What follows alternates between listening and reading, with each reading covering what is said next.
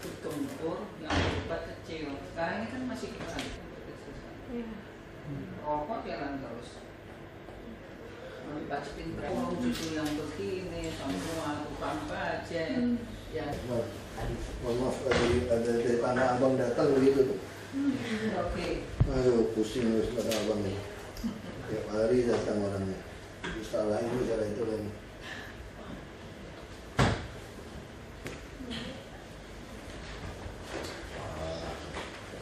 Kurang satu. Itu nama aku kurang satu nih.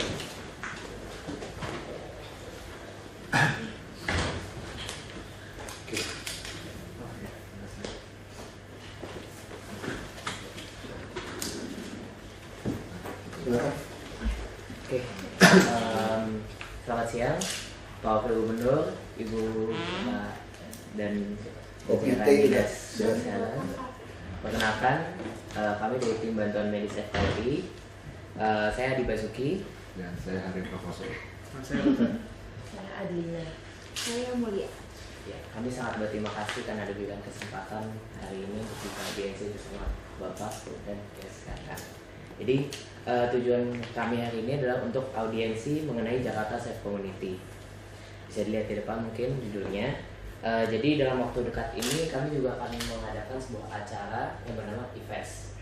Nah, ini bertujuan untuk mengedukasi masyarakat mengenai kedaruratan medis.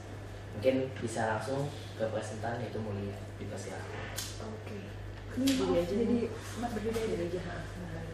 Maaf manfaatin jadinya. Ya oke. Assalamualaikum warahmatullahi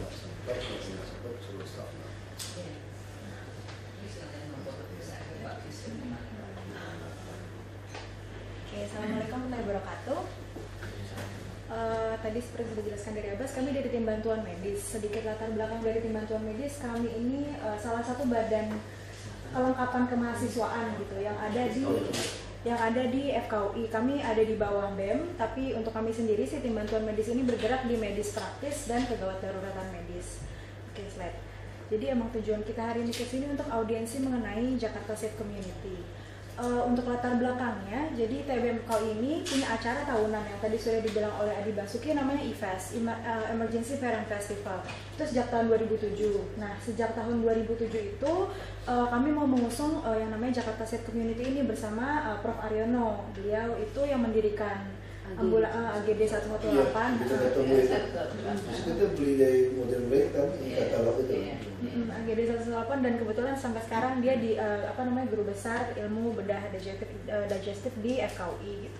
Kami mau membangun Jakarta Safe Community gitu, tapi awalnya hanya dari acara kami aja si IFES itu. Dari tahun ke tahun kita ngadain acara IFES dan mengusung Jakarta Safe Community. Cuman kesini kita sadar bahwa nggak mungkin kan kalau dari kami saja sebagai organisasi yang hanya di dalam kampus mau mengusung Jakarta gitu Safe Community. Jadi makanya kami berniat untuk menginisiasi ini ke pemerintah gitu.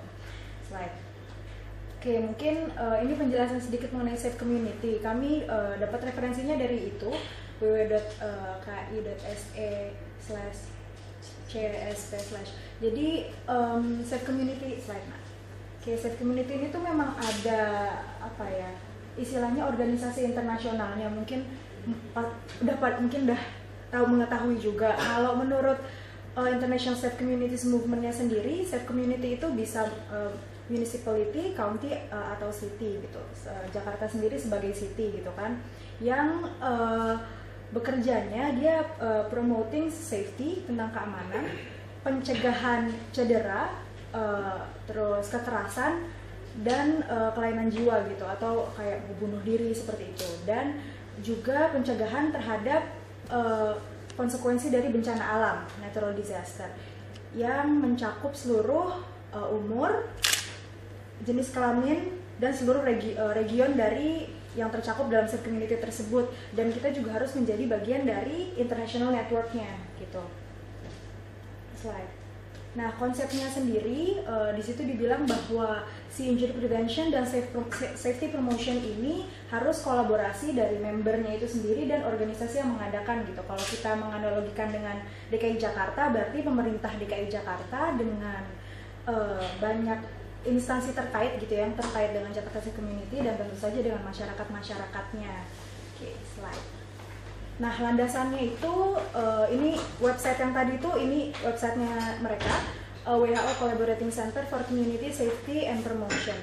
Mereka ada di Stockholm, Sweden, si internasionalnya ini. Jadi awalnya itu gimana berdirinya si Safe Community ini, International Safe Community itu awalnya dari adanya conference mengenai injury prevention gitu, tentang disaster management juga. Nah, kemudian akhirnya WHO sebagai badan dari PBB yang bergerak dalam bidang kesehatan akhirnya memasukkan si Safe Community ini jadi salah satu bagian dari collaborating center mereka gitu. Oke, slide.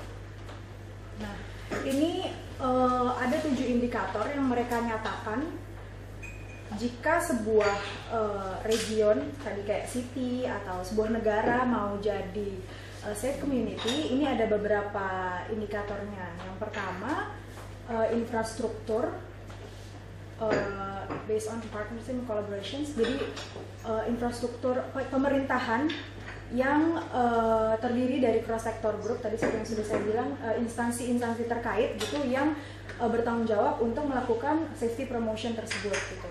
Kemudian ada program-program yang berkelanjutan dan untuk jangka panjang yang mencakup seluruh umur, lingkungan, region, dan seluruh situasi juga.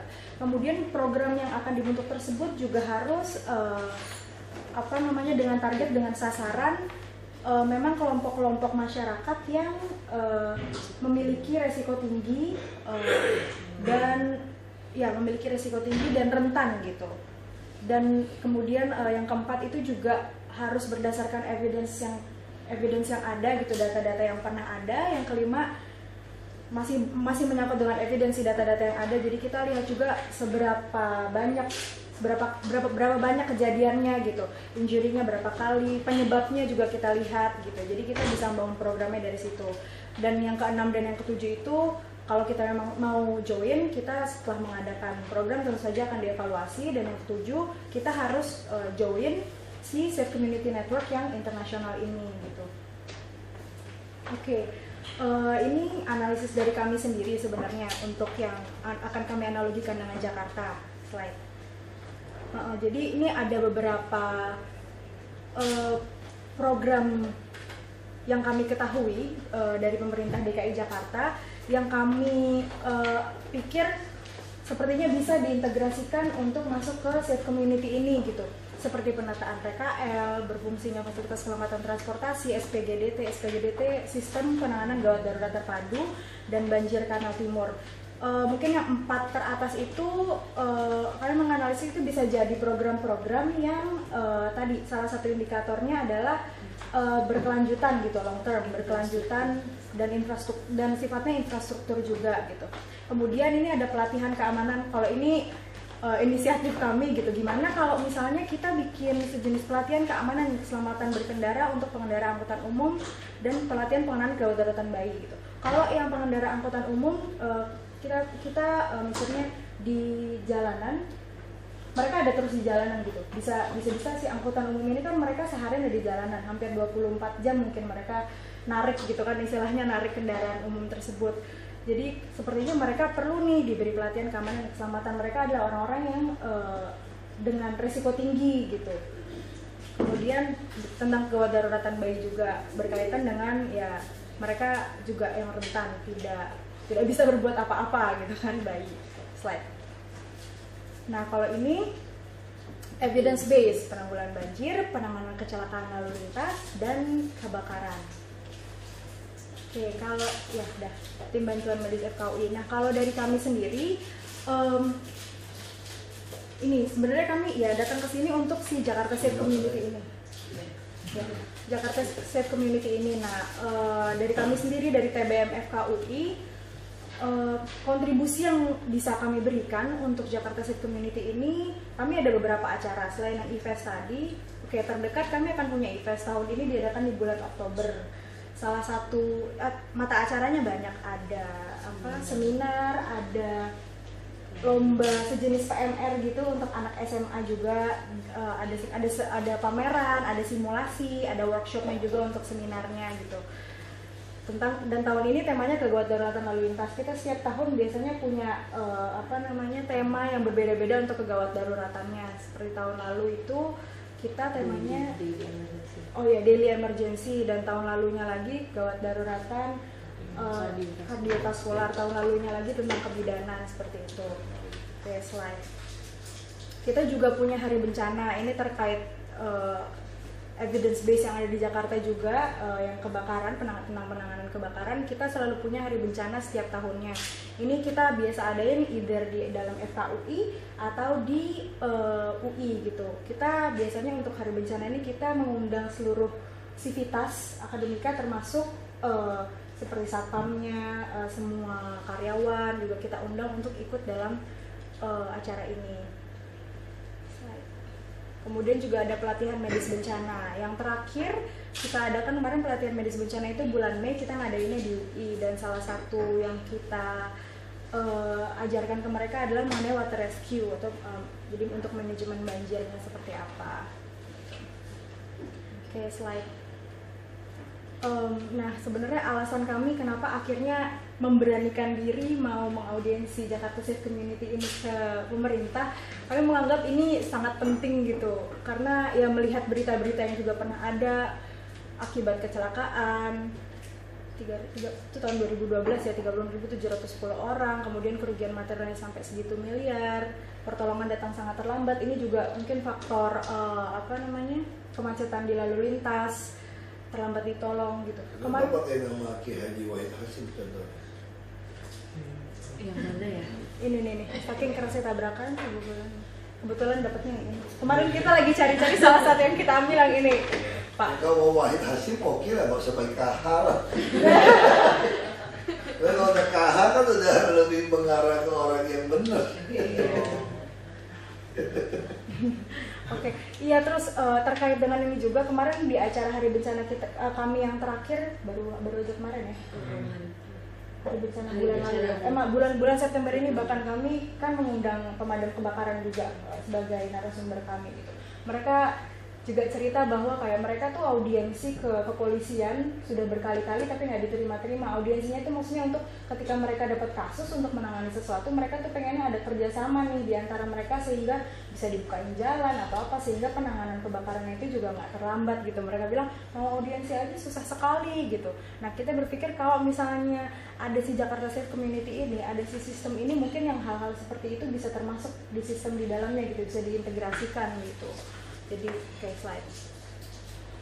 Ya, ini juga lebih cepat, mau nelfon KFC atau McDonald's delivery instead of manggil AGD gitu kan. Ini sih Prof Aryono. Iya, Prof Aryono itu tadi. Oke, slide. Jadi kebanyakan kasus juga bukan karena keparahan dari apa yang terjadi kecelakaan, tapi emang karena kami sebagai awam, mungkin orang-orang sebagai awam nggak tahu gitu gimana caranya first respon untuk kecelakaan gitu. Kalau misalnya mau contoh di seperti di Amerika gitu kan, awam saja paling nggak diajarin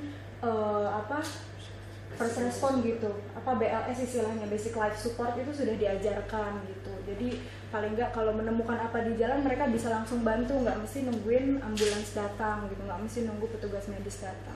Jadi ini hanya contoh beberapa artikel berita tentang ini kebakaran.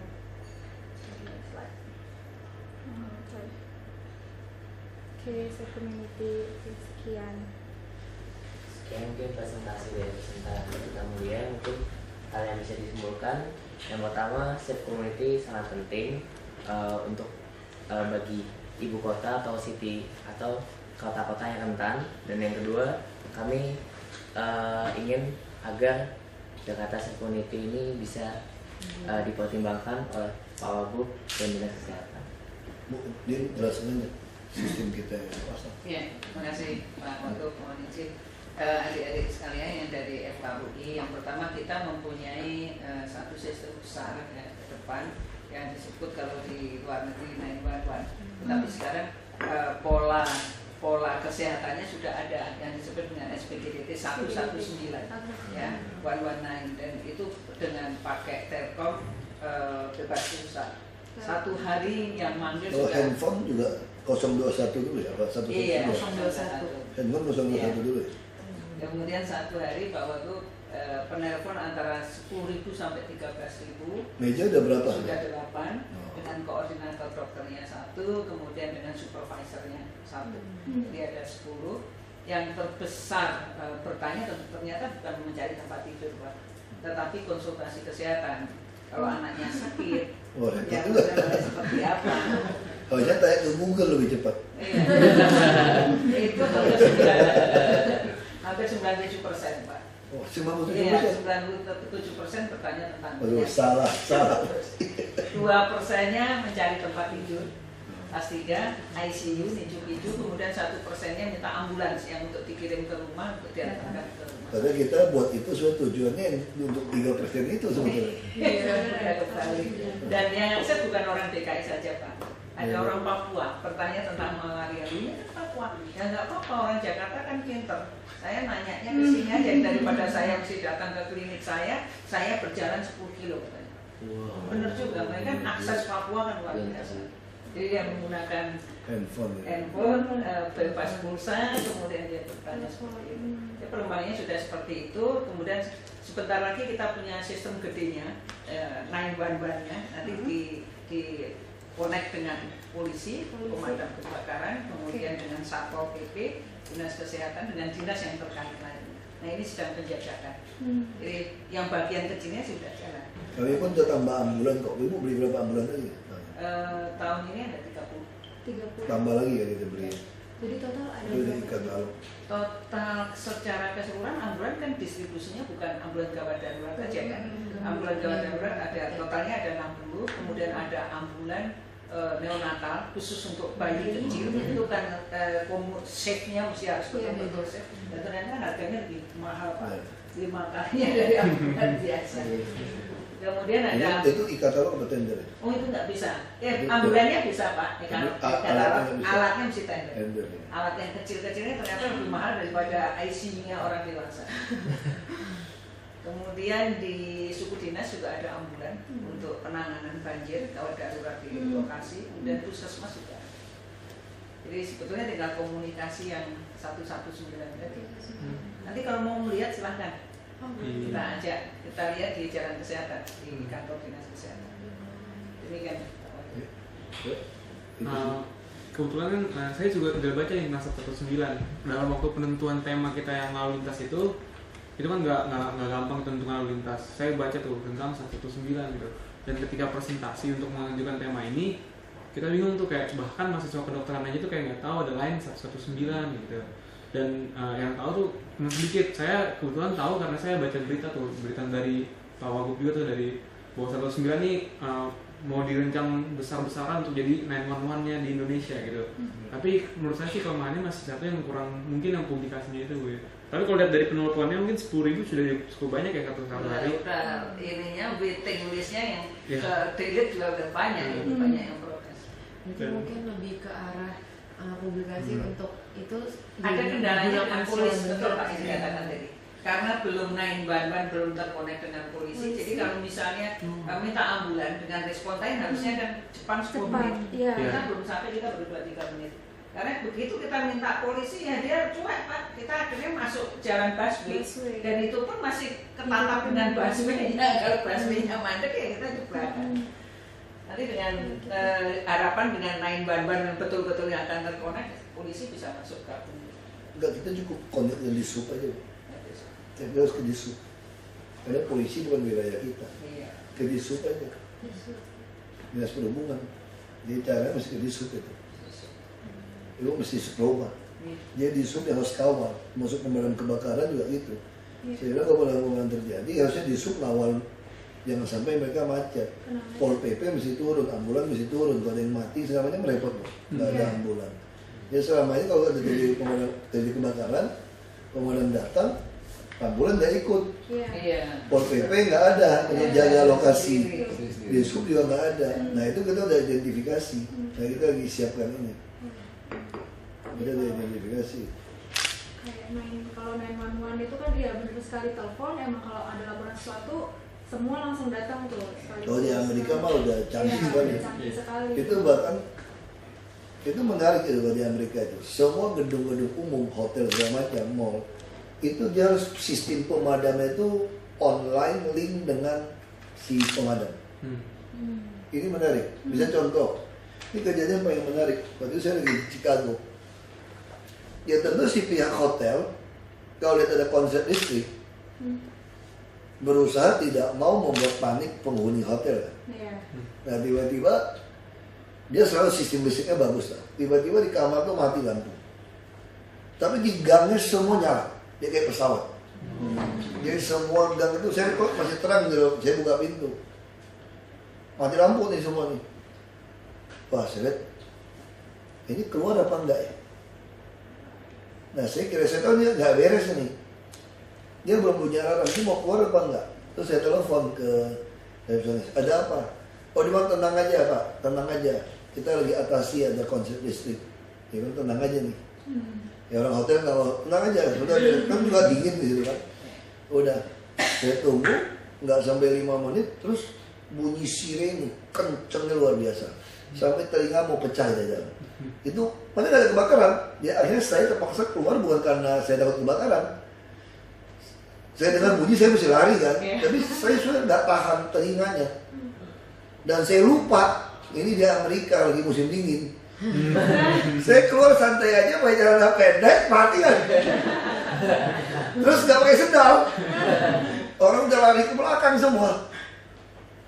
Dan pintu daruratnya kan gitu, kalau keluar nggak bisa masuk lagi gitu. Iya, betul. Alamak, sampai jadi orang dinginnya. Terus saya marah nih sama si resepsionis hotel dong. Aku kurang ajar kan, aku bilang nggak ada apa-apa. Jadi saya santai-santai gitu kan. Itu dia jawabnya saya jadi baru ngerti. Bukan dia yang bunyi itu alarm. Dari pusat kebakaran yang bunyi. Wow. Jadi hebat kan. Makanya saya bilang, oh sistemnya hebat. Jadi si pusatnya lihat nih. Ini ada konsep, dia udah baca. Ini 5 menit nggak nyala nih. Dia nggak mau risiko. Langsung. Dia print, jangan nggak mau kebakaran, dia langsung print. Supaya keselamatan orang diutamakan. Kalau hotel nggak mau kasih tahu kita dong. Karena kan takut orang keki kan. Nah itu di Amerika sistemnya. Jadi dia dikontrol, makanya saya marahin dia baru dia cerita. Bukan saya yang bunyiin dia begitu. Dan si pemadam hebat. Begitu dia bunyiin itu, dia waktu dia lihat situasi itu dia tuh perintah semua turun. Makanya waktu bunyi itu saya turun, itu pemadam semua ambulans udah lengkap di bawah. Di depan, ya. Karena dia udah lihat ini nggak beres ini. Jadi padahal orang hotel berusaha tidak mau laporin loh. Untuk nutupin supaya kita tenang. Jadi udah tahu ada masalah di hotel ini. Itu saya lihat ini menarik sistemnya seperti ini. Nah kita ya belum bisa sampai ke sini lah. Minimal Pak belum bisa sampai. Kalau saya debat sama senatornya, dia bilang apa gitu ya. Kalau kamu ada kejadian pasukan kami tidak sampai di tempat atau tidak sampai di 10 menit, kamu boleh sue kami bisa tuntut. Udah sampai seperti itu di negara bagian ini. Makanya bisa kirim helikopter, kirim apapun untuk selamatin. Gitu di call 911. Bahkan kucing nyangkut di atas juga call 911. Betul. Itu ya udah semua urusan apa aja call deh. Kayak ini 911. Jadi apa yang bisa kita bantu? Kalau mau relawan nongkrong tempat kita sih kita butuh ya nggak? Kalau mau tuh. Sebenarnya mungkin mau tanya lagi dulu Ibu, kayak kalau untuk dari 911 itu nanti akan ada semacam pelatihan untuk masyarakat sendiri atau enggak, atau gimana nanti? Kita pelatihannya jelas, petugas harus ya sampai dengan level puskesmas itu yang untuk general export, export, ATL, SPCLS itu wajib. Nah, pengennya kemarin itu kita membuat pelatihan untuk masyarakat Waduh.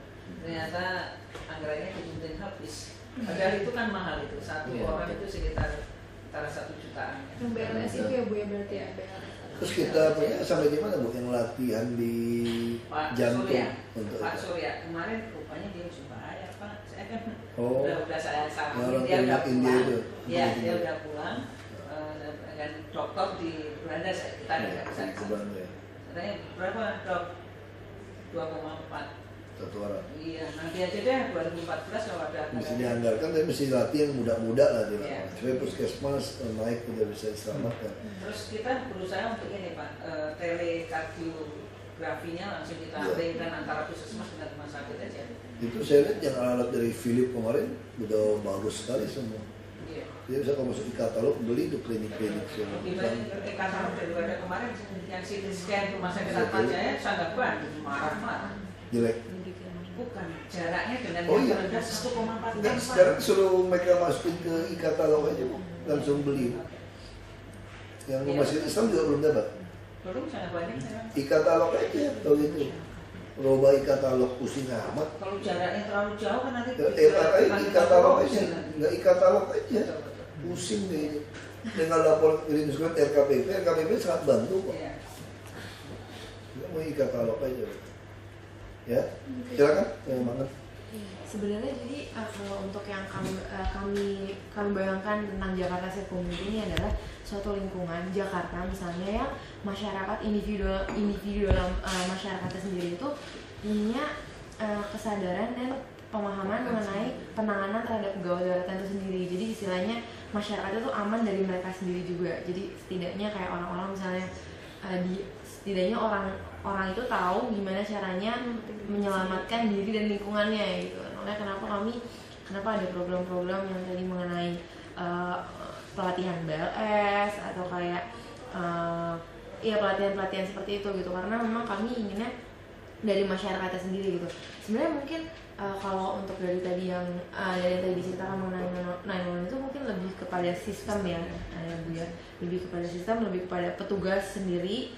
Nah kalau misalnya dari kami sendiri, kami inginnya juga ada nih pelatihan-pelatihan dari untuk masyarakat supaya masyarakat juga terpandaikan gitu dengan sistem ini gitu sebenarnya. Sebetulnya kalau dari Dinas Pemadam Kebakaran kerjasama dengan kita udah banyak yang kita latih. Pada daerah-daerah yang sering kebakaran, Tambora dan sekitarnya itu udah sering kita latih. Jadi kalau Dinas Kebakaran masuk, kita masuk. Karena apa? Dampaknya dari kebakaran kan ada pasti kesehatan manusia. Kemudian diikuti oleh dinas sosial bagaimana dia kalau nanti misalnya terbakar habis dari makanannya seperti apa, kita bertiga masuk. Nah ya mungkin kurang ini ya, publishing terhadap pemberitaannya kurang ini. Itu yang sudah kita lakukan. Kalau yang khusus tadi kita lihat seperti ATLS tadi sendiri, itu yang dilakukan oleh puskesmas mungkin terhadap kader-kader aja di sekitarnya. Nah harapan kita kalau dengan pemberdayaan masyarakat, dan kesehatan nggak mungkin sendiri kan, harus kalau masyarakat tadi dipintarkan oleh kelompok-kelompok masyarakat akan lebih bagus. Sehingga adik-adik FKUI mau gandeng siapa gitu. Ya, Prof. Aliono udah cukup, levelnya juga cukup bagus itu. Sangat bagus dan ilmunya itu. Dia punya ambulan banyak sekali. Banyak. Udah pernah presentasi sini? Iya. Berarti itu. Sudah datang. Kita kerja sama Prof. ini juga sering kok ya. Jadi kalau sebenarnya untuk acara investasi yang terdekat itu kan kami ada acara seminarnya juga. Seminar kebetulan tahun ini yang itu kegawat daruratan lalu lintas.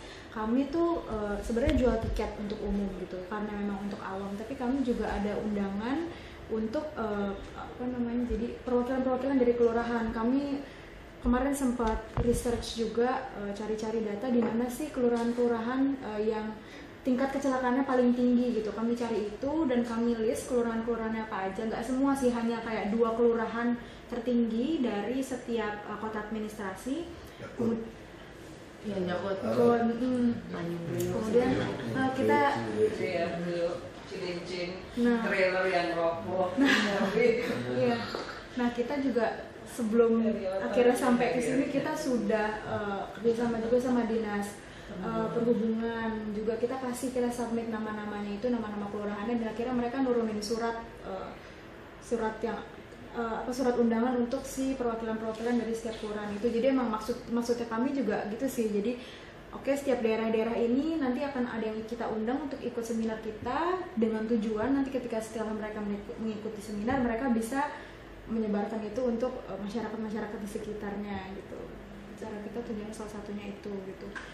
Dan sebenarnya mungkin kalau misalnya untuk lebih di ininya, kalau saya tadi kan udah nangkep nih kayak 911 sebenarnya udah ada, cuma masalahnya adalah bagaimana masyarakat menggunakannya secara bijak gitu kan sebenarnya, karena ini masih banyak yang di luar konteksnya gitu kan.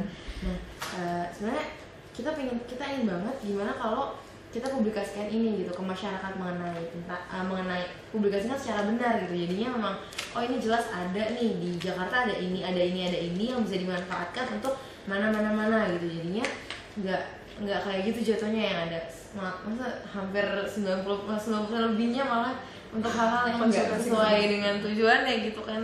Jadi mungkin tadinya sih kami sebenarnya inginnya Jakarta Safe Community jadi program pemerintah di mana yang jadinya kan semuanya itu terpadu gitu kan dalam satu sistem nih.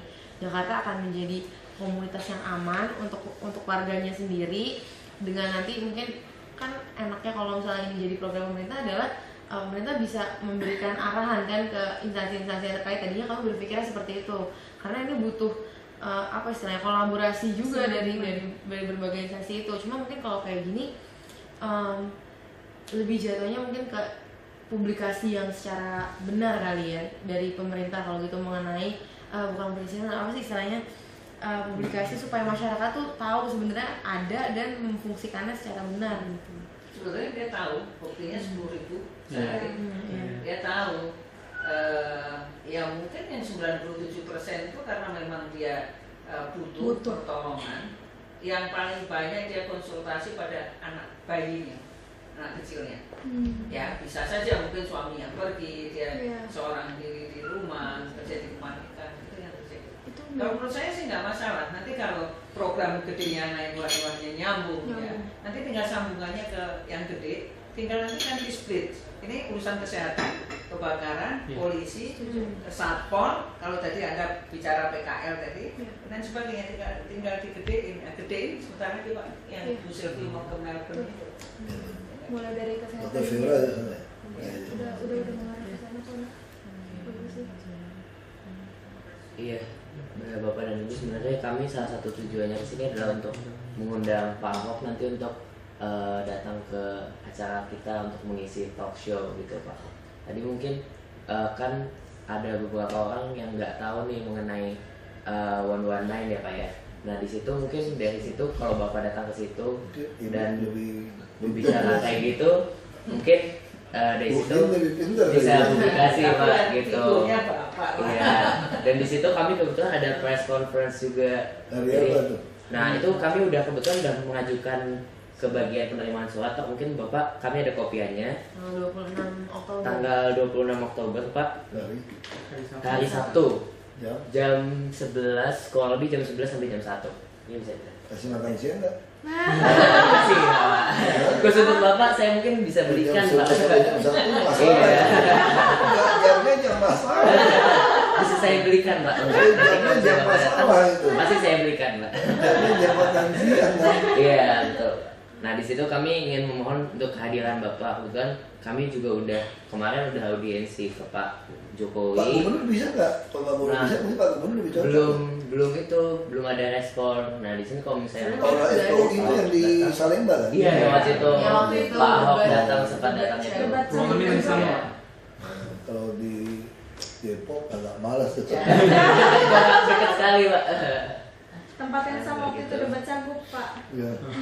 Di situ mungkin Bapak juga bisa mempromosikan mengenai 119 itu dan mungkin bisa siapkan siapa. Ya, jadi nanti akan ada sesinya dari Pak Wagub itu kayak talk show gitu Pak. Dan di situ nanti kita menghadirkan. Talk show nggak usah bawa duduk aja dengerin. Iya betul. Dan kami nanti yang di kemukaan yang kita pengen disampaikan oleh Pak Wagub nanti kayak tentang 119 ini, 119 ini. Dan semua orang jadi tahu gitu. Dan di situ kita juga mengundang dari AGD 118, tapi kebetulan Prof Arielnya nggak bisa hadir. Jadi yang hadir Dr. R. Suhartono. Oke, 118 itu udah besar, di sini 118 masuk ke kita juga. Sistemnya Supaya beliau juga tahu. Iya. Jadi di sini juga pengen kita kumpulin gitu. Nanti kita tuh pengen nanti akan ada pesertanya tuh ada dulu sekitar 300 orang ya. Target kita 300 orang. Dan nanti tuh bakal ada juga dari Polda Metro Jaya juga. Dia bagian keselamatan lalu lintas. Jadi nanti Dan bisa berkoordinasi. Bisa sekaligus koordinasikan di situ gitu. Jadi nanti kita pengen dengar juga nih harapan masyarakat tuh sebenarnya kayak apa sih tentang sistemnya. Sistem kita tuh yang di website itu belum bisa ya, maksudnya cek kamar apa semua nggak usah telepon langsung dari website. Kalau mereka udah langsung ke 119 dari rumah sakitnya. Iya, maksud saya kenapa? Misalkan saya boleh tidak telepon, sekarang telepon lain nggak dipenuh, saya masuk aja ke website 119 atau di dalam Dinkes DKI, di situ ada satu menu 119. Nah, saya masuk ke situ, saya langsung masuk ke, kan sekarang semua smartphone banyak. Daripada saya telepon lainnya penuh, saya lebih baik langsung dari situ link ke semua rumah sakit, posisi kamar semua itu loh, walaupun nggak real gitu ya. Pasti ada satu program tersendiri Pak. Gitu ya. Jadi maksudnya, misalnya contohnya kayak saya pakai, karena saya di Tarakan dengan smartphone ini saya bisa masuk jalurnya ke Tarakan. Jadi ada satu link lagi. Nah, itu harus kita buat. Nggak, maksudnya gini, misalkan sekarang orang kan udah tahu Dinkes ada Jakarta Go ID. Nah, jadi saya langsung masuk ke 119. Itu yang mesti, ya nanti kita Ya kan, masuk ke 119 atau bisa aja di promosi saya masuk situ, saya langsung kontak Tarakan kan posisinya kan. Nah, kalau saya mau kontak Tarakan, ada telepon Tarakan aja, sehingga saya bisa langsung ke Tarakan misalnya, daripada ini ngantrinya lama, misalnya seperti itu. Ini masih boleh dibagi, kalau kan 8 orang kalau saya nunggu, padahal saya cuma ingin tahu di rumah sakit mana ada yang kosong. Nah, kalau ada semua link rumah sakit, saya langsung lihat kan Pak. Nanti saya tinggal telepon, karena kan tiap rumah sakit kan bisa aja orang ICU masuk, telepon 1 jam, setengah jam kan pasti berbeda juga di lapangan. Saat ini ada berapa rumah sakit yang udah klaim ke 119? 60 dari 92 rumah sakit yang kerjasama. Rumah sakit daerah, rumah sakit pemerintah, rumah sakit swasta. Swasta juga. Justru yang minat tuh rumah sakit swasta kalau itu, karena terpromosikan kan. Kelas ini kosong, nggak kelas 3 aja kok yang nyari Pak. Kadang-kadang dia nyari kelas 1 VIP. Ini narasumber sama talk show itu 2 biji. Jadi satu lagi narasumber tuh untuk narasumber di press conference. Jadi acaranya 1 hari. Iya, acaranya 1 hari. Datangnya jam 12 boleh gitu kan? Kebetulan jam 11 Pak acaranya Pak. Jam 12 press conference ya gitu. Sama media-media. 11 talk show-nya tadi. Iya, jam 11. Waduh, ini masuk tentang Pak Jokowi lebih cocok nih. Sebenarnya kemarin itu kami sudah mengajukan surat juga, tadi kan kami kan ingin mengaudiensi mengenai Jakarta State Community kan juga ke Pak Jokowi, cuma kemarin akhirnya karena mungkin Bapak lagi sibuk jadinya dialihkan ke biro kesos ya, biro kesos. Kita ketemu sama tata pemerintahan. Cuma masih belum sampai sih sebenarnya kemarin maksudnya itu dari biro kesos. Mungkin kalau untuk ini sih, jadi kayak nanti kan sebenarnya kan yang kami bawa ini kan nanti di talk show-nya itu juga terutama itu kan sebenarnya kami ini lagi kan tujuan dari event sendiri kan edukasi masyarakat mengenai penanganan kegawat daruratan. Maka kenapa Jakarta State Community dengan kita mempublikasikan mengenai gimana sih caranya SPGDT yang benar gitu kan, sebenarnya itu bagian dari kita berusaha mengedukasi. Nah mungkin nanti supaya lebih apa namanya tersampaikan nanti di talk show-nya itu kita hubungkan juga sama one ini gitu ya. Jadi mungkin berarti kalau gitu apa yang tadi sebenarnya sih harapannya juga apa yang tadi kita ajukan, nanti akan ada program-program yang berkelanjutan untuk masyarakat-masyarakatnya, kelompok-kelompok masyarakat yang high risk dan vulnerable itu bisa masuk juga sih kalau bisa nanti ke 199 ini, biar nanti kita highlightnya selain Jakarta State Community yang ingin kita bangun ini melalui 119 ini gitu. Mungkin ini sebenarnya mimpinya besar banget sih, cuman mendengar sudah ada inisiasi program itu mungkin banget sih sampai ke sana. Maksudnya dengan apa namanya integrasi dengan instansi-instansi yang lain gitu. Jadi sudah ada gitu. Sudah ada. Tinggal nanti kalau memang benar-benar mau jadi bagian dari safe community ini, ketika kitanya sudah merasa cukup yakin dengan kestabilan apa namanya sistem kita sendiri, kita bisa daftar gitu istilahnya di safe community ini. Soalnya udah lumayan banyak sih di dunia hitungannya dunia. Masyarakat banyak yang latih. Kemarin teman saya meninggal gara-gara latihan ini. Ada protes itu. Udah yang latih siapa Pak? Enggak, bukan lagi ini. Jadi gini bro, orang udah usia hampir 50, seharusnya itu nggak perlu latihan fisik untuk nyelamatin orang. Kalau umur kami ini cuma pengen tahu gimana cara nolong orang, bukan latihan fisik bisa gotong orang gitu loh.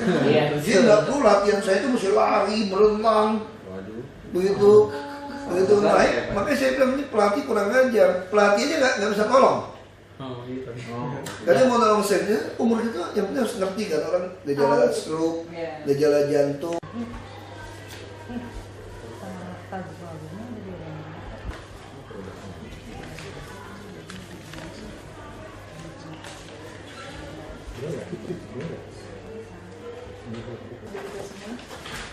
Pertemuan siang ini Pak, kita merencanakan untuk pemerapsertaan berbagai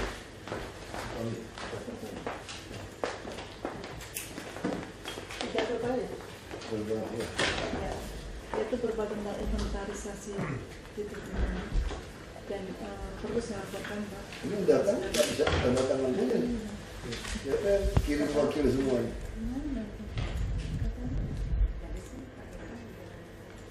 Kaitan lagi acara yang buka Iwan lagi di komisi C di Nanti baru bawanya sana kejar. Ini jelasin dulu deh. Baik. Jadi kita akan melakukan langkah-langkah seperti berikut Pak. Yang pertama inventarisasi titik reklame. Karena dari pantauan ini titik ini terus bertambah. Perlu saya laporkan juga bahwa ada tiga jenis titik reklame. Ini perumahan ikut kenapa? Oh iya sorry. Ya, pikir ini salah kamar ini. Jadi yang pertama untuk yang direlang Pak, yang dari daerah Pesama. Kemudian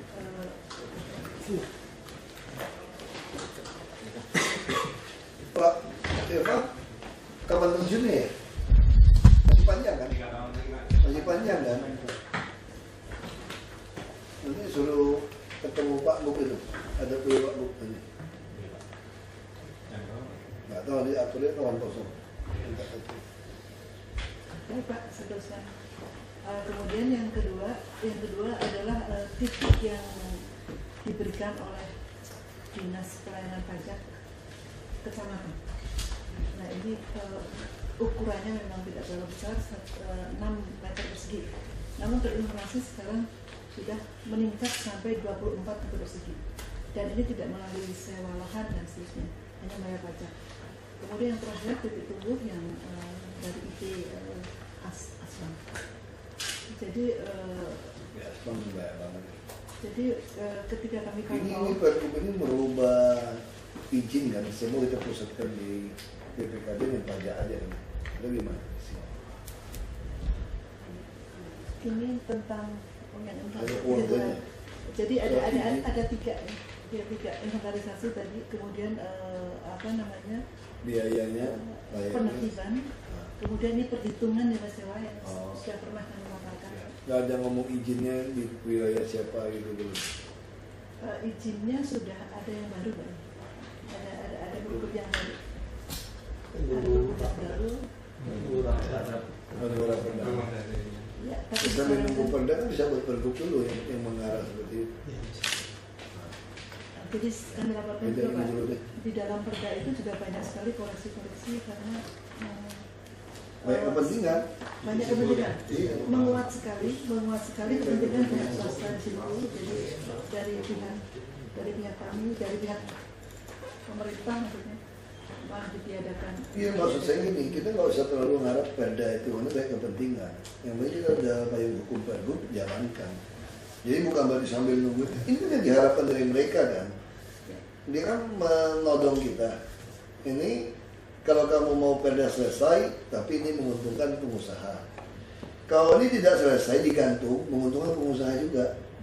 Nah caranya gimana? Keluarkan pergub supaya ada payung hukumnya. Salah satu itu tadi, izin harus kita berani putuskan. Seperti sekarang orang mengeluh, mau bayar pajak, nyambung pajak iklan saja Bu, dipersulit.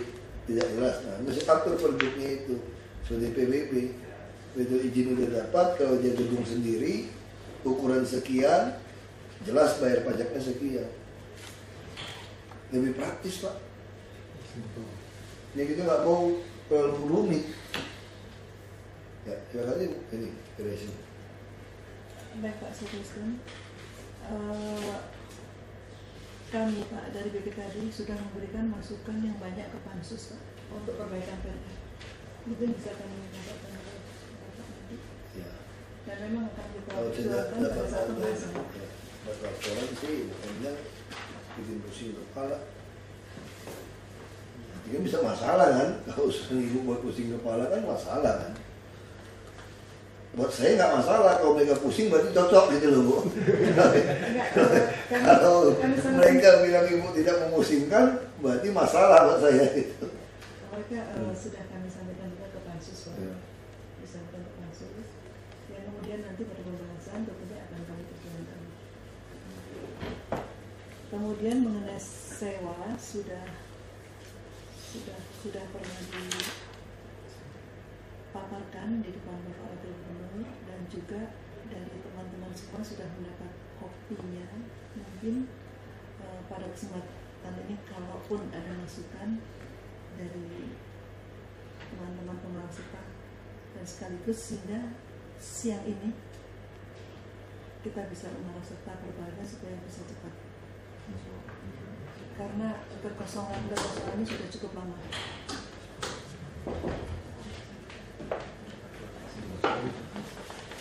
Dan perlu saya laporkan juga sudah dilakukan pembahasan dari tingkat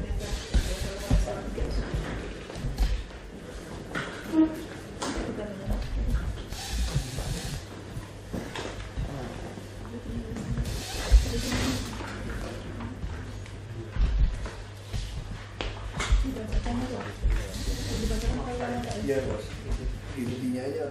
Intinya ini aja.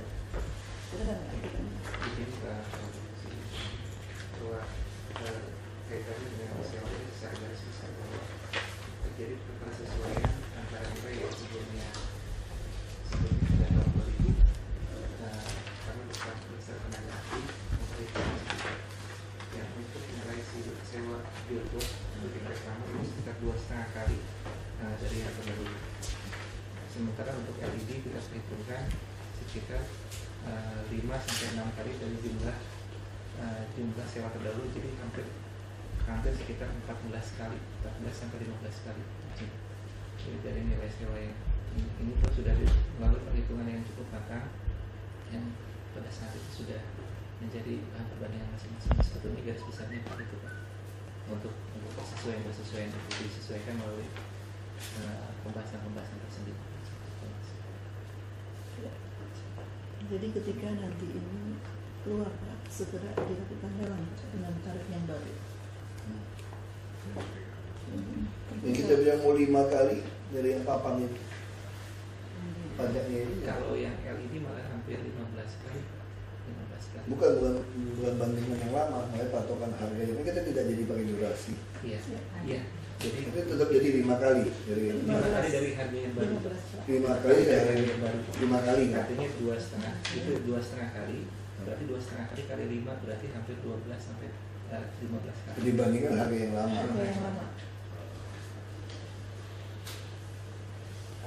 Kita sempat koordinasi dengan BPK juga ya. Iya. Dan menurut BPK sangat wajar Pak. Tarif LED per hari itu masih pakai durasi. Bukan Pak, bukan. Ini masih pakai durasi loh, durasi pusing gitu. Enggak pakai durasi Pak, langsung ini Pak. Itu 5 kali bawahnya. Langsung. Ini perhitungannya saja Pak. Perhitungannya saja. Itu Dan dia wajib memberikan kepada kita untuk yang sosial 20%. Iya. Ya harus lelang. Terus yang kita minta lelang ini gimana? Nah kita ingin kalau taman kita nggak mau ada ikan. Semua di taman, trotoar semua tidak boleh ada. Jadi nanti Surabaya ya, taman-taman kita semua harus tahu. Kalau taman mau main di LED kalau tamannya. Dia nggak mau ribut. Kenapa? Karena LED itu nolong pencahayaan waktu malam. Jadi di semarak taman itu malam gitu. Izin kalau boleh LED itu di taman juga. Itu tiang Pak, itu berdiri baru. Kalau bisa di gedung menempel itu lebih bagus Pak. Artinya kita sarankan yang mungkin LED itu lebih menempel itu lebih pencahayaan lebih baik. Kalau di taman dia nanti di tiang baru lagi. Nggak bisa ya. Dia kurang. Kecuali pinggir jalan ya. Nah kecuali yang memang yang dipasang dari daerah kom itu pinggir jalan ya. pusat niaga apa itu baru LED bisa. Tapi di tengah nggak boleh Iya, gedung ya. iya.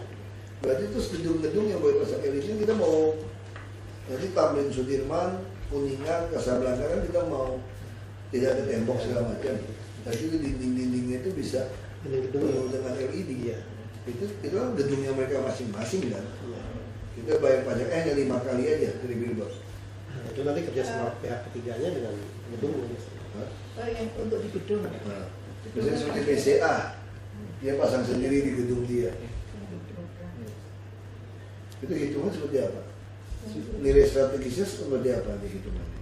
Itu Pak, jadi melakukan penilaian sekitar yang tadi sekitar 5 sampai 5 kali dari nilai billboard yang Dari billboard yang ada, yang harga baru. Harga baru sudah ada. Jadi untuk pasar ini merupakan perhitungan. Dan nanti yang di bawah-bawah juga, nah begitu kita buka tembok itu kan di bawah-bawah tuh banyak model-model yang di halte-halte di Singapura itu kan.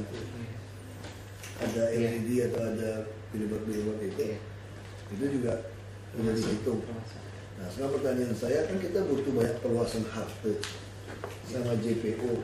Nah sekarang yang paling dekat Pak Gubernur kan ingin orang keluar dari kereta api langsung bisa masuk ke Blok G. Dia harus membuat jembatan yang besar semua kan.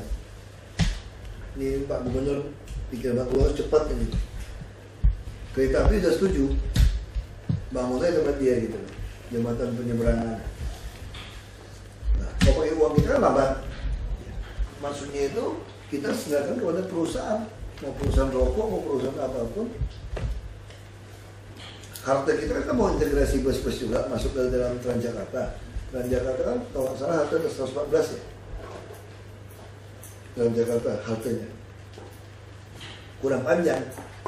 Nah kita mau perpanjang semua. Kita udah ada ITDP punya desain.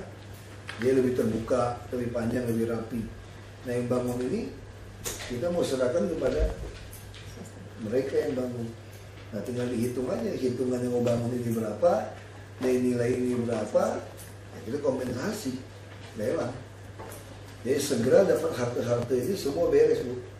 Jadi saya kehilangan 67 miliar sama JPO, 100 miliar lebih. Ya, kalau saya yang bangun, gak apa. Perluasan 174 halte. Nggak bisa Pak. Nggak bisa kan? Kalau perluasan satu halte 10 miliar saya 1,7 triliun. Nah tinggal dihitung aja. Kalau dia dapat 67 miliar, mereka bisa berapa tahun. Dia mau atau tidak dia jualan itu kan. Kalau mau kasih ke dia. Harus dibuka lelang ini. Kompensasi hanya IP gitu. IP ya Bu. Jadi kompensasi bisa hanya khusus halte dan JPO. Yang lain tidak ada. Nah, mungkin kalau ke depan mungkin buat ini kali ya, PKL juga mungkin perlu kali ya. Kayak dia bantu masih lelang, dia belum tentu orang mau repot ya. Dibandingkan dia kasih gerobak, kasih apa, nggak usah. Ya, itu nggak usah. Saya kira cuma JPO sama ini, karena ke depan saya yakin gedung-gedung itu yang akan main sendiri dia. Iya. Nggak usah kalau Ya, pemilik gedung yang akan main kan. Nah kalau jalan kita mah kita kurangin sebetulnya. Kita fokuskan ke JPO. Nanti juga ini penting. Nanti kan mau buat terowongan bawah tanah juga Bu. Nah kita juga mau kasih. Itu ya BPK itu standar. Selain ada iklan itu bisa buka kios kan. Misalnya Senayan City ke Plaza Senayan macet. Kenapa nggak bikin terowongan? Nah sama juga seperti ini sekarang. Pusat ondel-ondel di Tanah Abang itu loh. Blok F. Kalau dia bikin blok F tinggi, rugi kita. Ini ada blok G. Kenapa nggak suruh dia bikin parkiran 4 lantai di bawah Pak? Jadi antara orang main ke blok F yang bagus, panggil dia juga bisa nyambung ke blok G. Nah ini kan mesti ada, kita mesti coba tenderkan kepada mereka, panggil Jakpro gitu kan. Kan tanah kita bu, tanah negara di Bolong ini. Nah kalau dia bilang aturannya belum jelas, perda belum jelas. Loh, mereka aja manfaatin belum jelas, langsung buka IP terus kok. Masa kita tidak memanfaatkan belum jelas ini gitu. Maksud saya itu yang lucu, maksud saya kita gitu. Kita kalau saya suruh minta apa, nggak ada aturan yang jelas pak. Justru nggak ada aturan yang jelas itu yang paling enak gitu loh. Dan mereka sengaja bikin tidak ada aturan. Nah kenapa ketika orang manfaatin itu kita tidak mau manfaatkan gitu pak Evan. Konsepnya itu. Perda kan sengaja ngambang-ngambang ini soal iklan nih supaya bisa terus kayak sekarang semua keluarin izin nggak bayar. Terus selalu ditanya, oh saya mau bayar pak, cuma aturannya belum ada, dia bilang gitu loh. Saya mau bayar kok pak katanya. Kan jadi konyol gitu jawabnya. Dan kita terus berkutat. Kenapa Pak dan saya bilang ini bagian dari permainan mengulur waktu. Saya nggak mau lagi ulur waktu gitu. Kita putusin. Ini kan kesenangan mereka kan. Tunggu perda soal iklan. Tapi ini jalan terus. Kan gila. Kenapa bisa ada IP Asbang jalan terus hanya gara-gara pergub? Memberikan wewenang kepada Asbang kan? Kenapa tidak boleh bikin pergub, kita bikin tarif yang baru? Kalau mau tuntut ke akhir dunia akhirat, terus saya ladenin. Kasih izin tanpa bayar, boleh dengan pergub, kekuatan pergub. Kenapa bikin pergub bisa dapatkan harta JPO, dapatin penghasilan yang lebih tinggi, kok tidak boleh? Yang tidak boleh, kalau saya masuk kantong, harusnya lebih tidak boleh memberikan izin tanpa bayar. Yang masih nggak jelas, lebih nggak boleh. Saya kan berlindung di bawah pergub, memberikan kuasa pada Asbang. Nah, kan ada mau hubungan dengan kampanye lah dulu lah. Saya ngerti kok. Ngorok berapa duit pun saya ngerti. Teman-teman saya semua punya teman banyak. Saya ngerti kok dapat duit berapa, ini berapa semua itu. Maksudnya sekarang udah lah. Kita juga gak minta duit. Kita kadang-kadang suka cerita sama adik saya juga suka cerita saya Ibu Bupati. Kadang-kadang PNS di bawah lebih untung daripada saya. Kenapa Bu? Kalian masih dapat uang kecil, saya nggak dapat sama sekali, saya nggak terima, gitu loh. Jadi saya dong mintanya masih masuk ke PAD aja. Ya saya sempat adik saya sempat tanya sama saya, begini kita goblok juga ya kita tangan. Jadi semua tangan sampai ke meja kita ini semua dapat duit semua dia bilang. Saya masa kamu mau ambil uang itu langgar sumpah jabatan kita. Kita lihat masuk politik kan karena untuk ini berantem. Saya udah lewatin masa kamu gitu. Saya tantangan izin tambang 3 miliar, izin sawit 3 miliar, duit 10%. Kasih tambang. Saya udah pernah pikir juga, dia dapat dia jual $1 juta, sialan tuh pengusaha. Jual ke asing. Kita juga nggak mampu, kita juga mau negara, makanya buat akhirnya kita buat pajak yang benar, masuknya kas yang betul gitu. Ya kita nggak dapat, nah saya disumpah untuk itu. Saya nggak boleh iri, kalau iri sama dia saya jadi pengusaha. Nah saya nggak boleh berpikir saya sebagai pengusaha, sebagai penguasa, saya pakai PT saya saja, saya yang caplok, saya yang jual. Saya bilang sama sekda saya bilang nggak salah lah Pak, Bapak kesini juga perlu duit kok Pak. Ya, kalau 2 miliar Bapak ambil kan wajar. Ini pemikiran kita yang umum gitu loh. Saya bilang itu pemikiran hebat tapi kurang canggih. Kamu tahu nggak lebih canggih gimana? Gimana Pak? Bukan pengusaha, caplok semua. Pakai PT-PT kita. Kita ciptain PT-PT baru. Kita yang dagang, ngapain sama komisi? 2 miliar, 3 miliar. Gue jual $1 juta, $2 juta gitu, ngapain? Nah kalau kita lakukan itu ya rusak ya negeri gitu. Fungsinya udah nggak sesuai. Fungsi saya bukan pengusaha. Saya menolong pengusaha kaya, tapi kamu bayar pajak.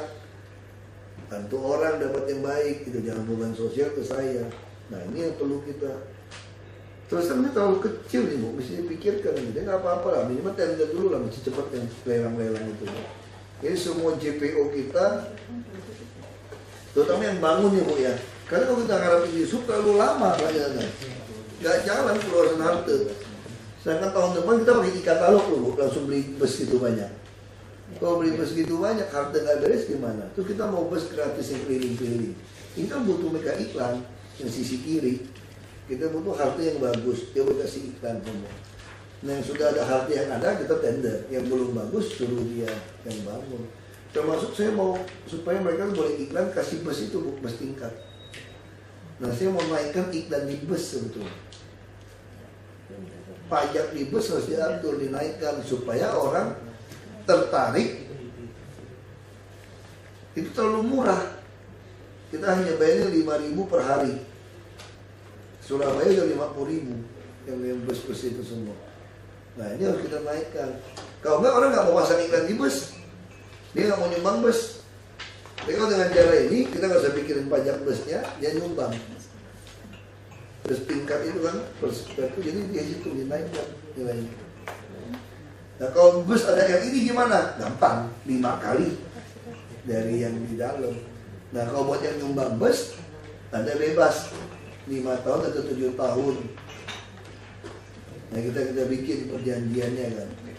Nah ini supaya dia tertarik. Kalau banyak yang mau nyumbang gimana? Baru kita lelang. Kan dagangan begitu kan. Kalau yang tidak ada yang mau, ya terima apa adanya. Tapi kalau banyak yang mau, ya kita lelang. Kalau JPO harta banyak yang mau. Banyak JPO loh mau kita bangun. RSCM banyak yang mati tuh.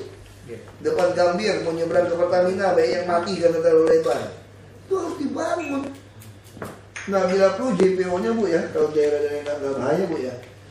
Kayak itu kan dia bangun kan BTO kasih pada kita, dengan BOT kan. Nah kita pengen itu ada, kalau bila perlu ada toilet, ada produk PK yang jual makanan yang rapi. Jadi JPO kita tuh lebar sekali ya. Jadi kita banyak PK yang masuk juga, sampai juga orang PK jualan. Kenapa nggak mau dilebarin? Tugasin dia yang jaga keamanan, pasang CCTV semua di situ.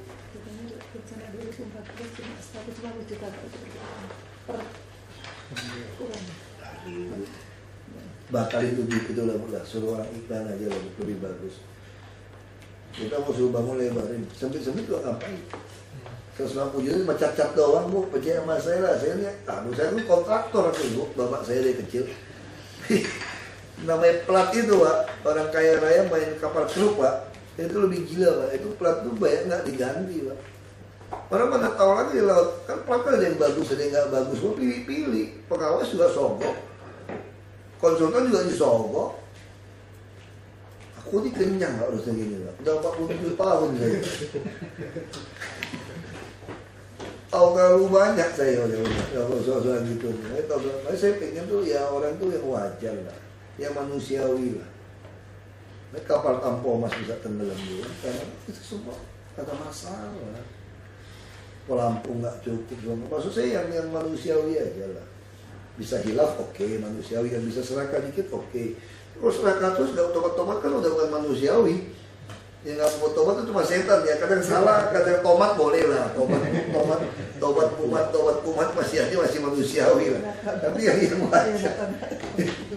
Ya kan kita mesti jadi hal itu. Ya saya kira itu Bu coret itu nanti saya mau tuh semua JPO dia perluas mana. Siapkan untuk dagang daerah tertentu. Kecuali Tamrin Sudirman nggak bisa ya. Tamrin Sudirman justru saya mau ibu tender itu bikin terowongan waktu menggali MRT. Disitulah saatnya mulai menggali di bawah. Jadi nanti penyeberangan itu semua lewat bawah. Antar gedung tuh koneksinya di situ. Jadi nanti kita tenderkan yang mana nih pengusaha yang mau nih.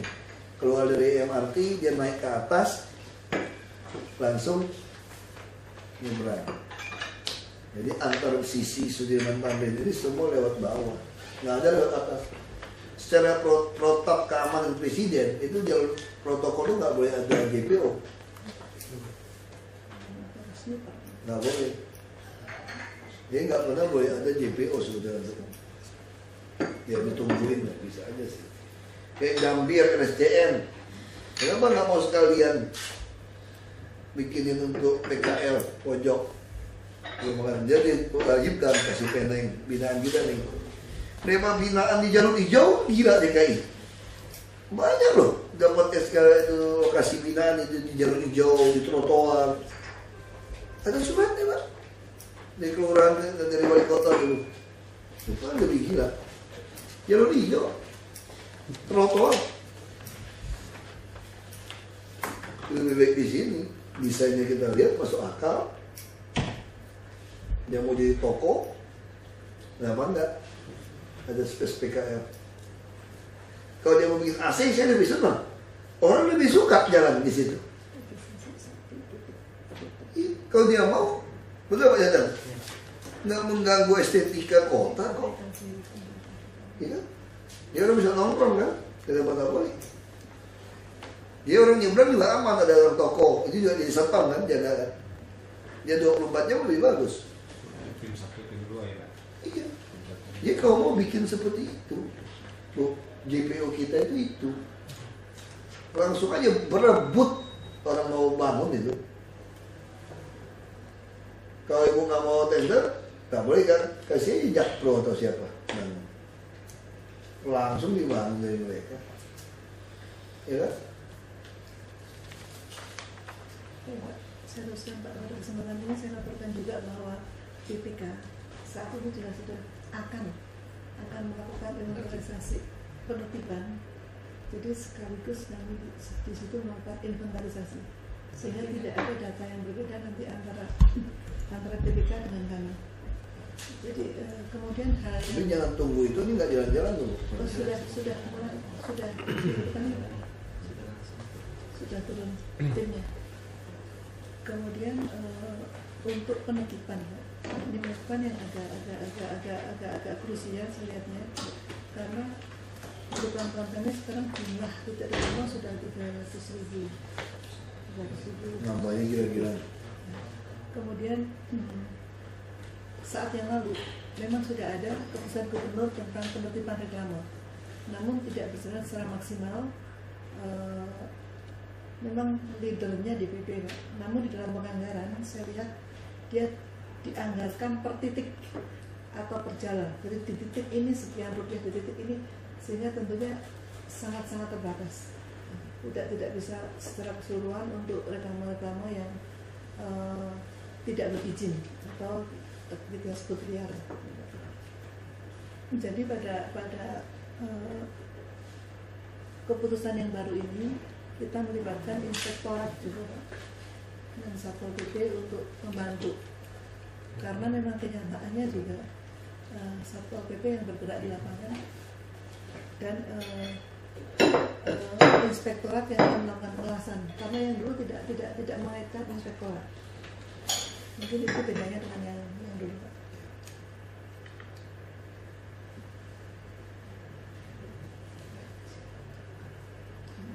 Nggak, yang lain lihat aja, ada yang keberatan mana, sampaikan. Ya. Draft sudah kami sampaikan beberapa hari yang lalu. Dan yang keberatannya di mana? Jadi sekarang pun leadernya tetap Dinas Pelayanan Pajak, tapi dibantu dengan unsur-unsur yang lebih lengkap. Karena dia yang memberikan izin kita. Yang penting nyambung juga mesti dipermudah di pajak listnya ya. Nyambungnya. Yang nyambung pun mesti lewat agen gila.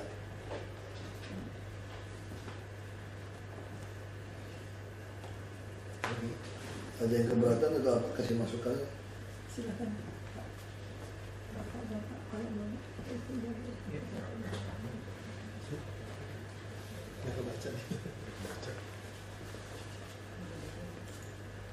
Mau izin kami teruskan Pak. Kalau ini nanti kita masukkan dalam satu ini, mungkin SKGUP yang lama tentang tim penertiban dicabut kali Pak. Ada pencabutan. Oh iya. Sudah. Ya, sudah nanti artinya jangan sampai ada tumpang tindih. Padahal tim itu kan baru. Ada pembentukan yang Nggak SK lama, fungsi. SK lama itu. Namun SK lama belum secara jelas, secara detail mengatur masing-masing tupoksi Biro hukum. Ya biro hukum. Ini gimana? Terima kasih. Sebenarnya masalah ini Biro Hukum dengan BPK sudah koordinasi, ini hasil terakhir. Oh, ini udah hasil dengan biro hukum ya? sudah Jadi udah oke kalau gitu. Tinggal jalan aja pada kalau gitu. Tapi tim sudah turun Pak Mudiknya.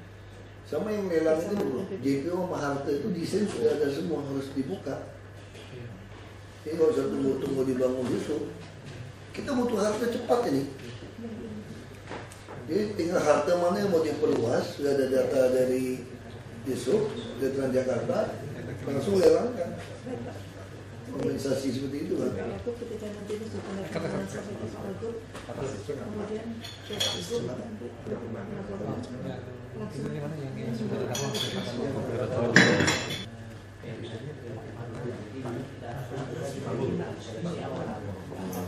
kalau nggak mereka main, justru orang dudukin itu yang jual.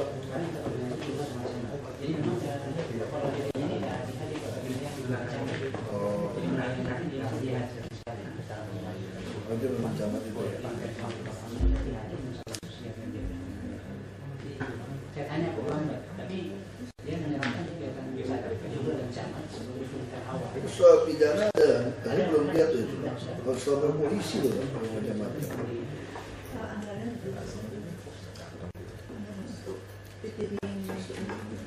TV ini sudah mati lah sogok, atau gimana sogok lah, sogok. Ini.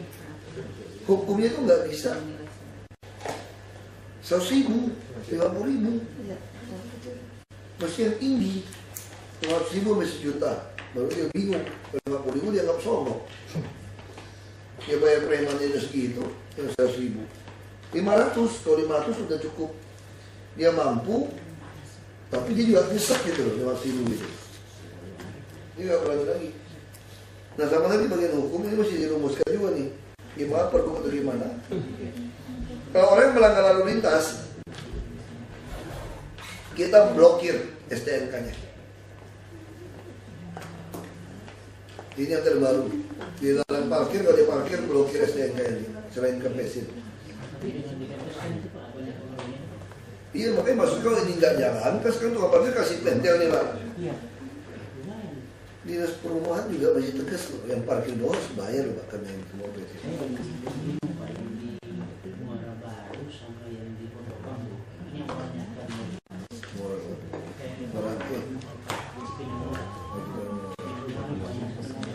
Kalau udah diganti-ganti semua, bayar Pak, berarti mampu. Saya mau ya itu dari jadi UPT dapat duit. Saya masih kasih UPT parkir.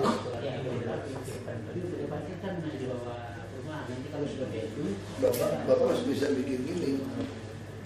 Bikinnya kira-kira gini. Bawah itu Bapak masukin untuk UKM. Jadi kayak pasar. Jadi Bapak mainnya itu seolah dapat UMN jadi pasar. Bawah itu pasar. Sehingga pasar kerjasama dengan PD Pasar Jaya Bapak mainnya Pak. Dengan PD Pasar Jaya boleh buka pasar. Sehingga PD Pasar Jaya boleh menarik parkiran untuk orang rumah pakai kaki selangganan Pak. PD Pasar Jaya punya hak itu. Jadi kita bikin aja seolah-olah Bapak ada kerjasama dengan PD Pasar Jaya. Saya mau kalau dikasih tarif parkir 500.000, ini banyak yang bergeser Pak penghuninya. Karena dia bayar 5 parkir mobil 200 Pak. Bergeser. Cuma takutnya kalau diterapkan ini ada dasar hukum apa? Dasar hukumnya kan ada penghasilan Pak. Jadi Bapak bisa kirim surat kepada mereka. Penghasilannya 4,5 juta. Di atas itu nggak boleh punya tinggal di rumah susun. Bukan mobilnya Pak ini kita. Enggak, iya maksudnya kan itu dari dia. Kalau mau ngucir dia kan di situ alasannya. Anda punya mobil, biaya mobil, STNK, perawatan semua berapa? Kalau biaya hidup Anda berapa? Kalau dia mau ribut gitu loh. Jadi kenakan masih mau ribut. Jadi penolong saya bilang ini terapi pertama ini saya bikin taman aja dulu ini. Bikin taman udah diparkirin mereka Pak. Oh iya. Jadi nggak nyerap air nanti. Taman Pak. Itu mungkin salah satu langkah itu. Tanamin buah-buahan Pak. Ya, tanam buah-buahan Pak. Tapi ini taman buah-buahan. Saya kemiri apa segala macam. Saya kan kalau mampu lewat itu di sini Pak.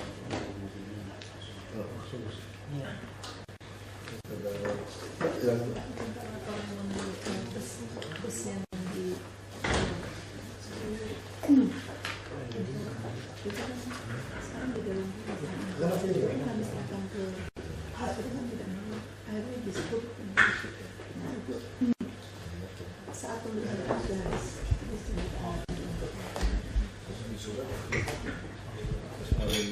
dia mau anggarkan itu waterway di Cakung Jen. Cakung Jen itu 11,5 km jalan raya Bekasi sampai ke ujung Marunda. Bayangin mau bangun jalan di mana 11,5 km. Ini gali dalam, dapat jalan, dapat dalamin sungai. Cakung Jen itu semua jembatan itu kapal bisa lewat. Belanda ini hebat, dia rancang pertama ini. Kita rancang BKT yang bodoh. Semua jembatan pendek. Waduh, sayang. Padahal di mana ada bisa bikin jalan begitu lurus, Pak? Ya sungai, tambah macet. Sayang di BKT itu pikir. Nggak pikirin untuk mau kan. Padahal kan satu. Jadi bayangin orang dari Jakarta timur, selatannya timur, mau ke utaranya timur. Kalau ada BKT bisa dalam dan jembatannya tinggi.